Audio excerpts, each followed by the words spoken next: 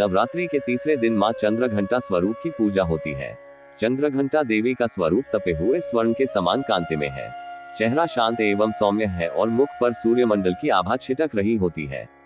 माता के सिर पर अर्ध चंद्रमा मंदिर के घंटे के आकार में सुशोभित हो रहा है, जिसके कारण देवी का नाम चंद्रघंटा हो गया। अपने इस रूप से माता देवगण, संतों एवं भक्त जन के मन को संतोष एवं प्रसन्नता प्रदान करती है।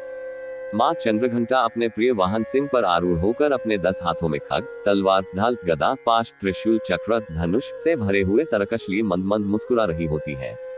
इस देवी की कृपा से साधक को अलौकिक वस्तुओं के दर्शन होते हैं, दिव्य सुगंधियों का अनुभव होता है और कई तरह की ध्वनियां सुनाई देने लगती है। इन क्षणों में साधक को बहुत सावधान रहना चाहिए। इस देवी की आराधना से साधक में वीरता और निर्भयता के साथ ही सौम्यता और विनम्रता का विकास होता है।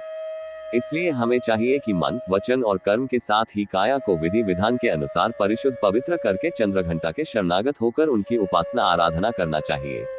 इससे सारे कष्टों से मुक्त होकर सहज ही परम पद के अधिकारी बन सकते हैं। यह देवी कल्याणकारी है। मां चंद्रघंटा की पूजा करने से जातक के सभी पाप नष्ट हो जाते हैं और जन्म जन्म का डर समाप्त हो जाता है और जातक निर्भय बन जाता है। माता चंद्रघंटा की कथा। देवताओं और असुरों के बीच लंबे समय तक युद्ध चला। असुरों का स्वामी महिषासुर था और देवताओं के इंद्र। महिषासुर ने देवताओं पर विजय प्राप्त कर इंद्र का सिंहासन हासिल कर लिया और स्वर्गलोक पर राज करने लगा।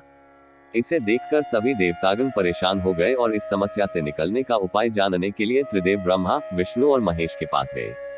देवताओं ने बताया कि महिषासुर ने इंद्र, चंद्र, सूर्य, वायु और अन्य देवताओं के सभी अधिकार छीन लिए हैं और उन्हें बंधक बनाकर स्वयं स्वर्गलोक का राजा बन गया है। देवताओं ने बताया कि महिषासुर के अत्याचार के कारण अब देवता पृथ्वी पर विचरण कर रहे हैं और स्वर्ग में उनके लिए स्थान नहीं है। यह सुनकर ब्रह्मा, विष्णु और भगवान शंकर को अत्यधिक क्रोध आया। क्रोध के कारण तीनों के मुख से ऊर्जा उत्पन्न हुई। देवगणों के शरीर से निकली ऊर्जा भी उस ऊर्जा से जाकर मिल गई। यह 10 दिशाओं में व्याप्त होने लगी। तभी वहां एक देवी का अवतरण हुआ। भगवान शंकर ने देवी को त्रिशूल और भगवान विष्णु ने चक्र प्रदान किया। इसी प्रकार अन्य देवी देवताओं ने भी माता के हाथों में अस्त्र शस्त्र सजा दिए। इंद्र ने भी अपना वज्र और ऐरावत हाथी से उतारकर एक घंटा दिया। सूर्य ने अपना तेज और तलवार दिया और सवारी के लिए शेर दिया। देवी अब महिषासुर से युद्ध के लिए पूरी तरह से तैयार थी। उनका विशालकाय रूप देखकर महिषासुर यह समझ गया कि अब उसका काल आ गया है। महिषासुर ने अपनी सेना को देवी पर हमला करने को कहा। अन्य दैत्य और दानवों के दल भी युद्ध में कूद पड़े। देवी ने एक ही झटके में ही दानवों का संहार कर दिया। इस युद्ध में महिषासुर तो मारा ही गया, साथ में अन्य बड़े दानवों और राक्षसों का संहार मां ने कर दिया।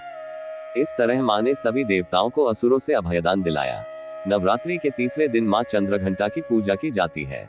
यह शुक्र ग्रह की देवी मानी जाती है। नवरात्रि के तीसरे दिन मां चंद्रघंटा की पूजा अर्चना करते वाले जातकों की जन्मपत्री में शुक्र दोष समाप्त होता है।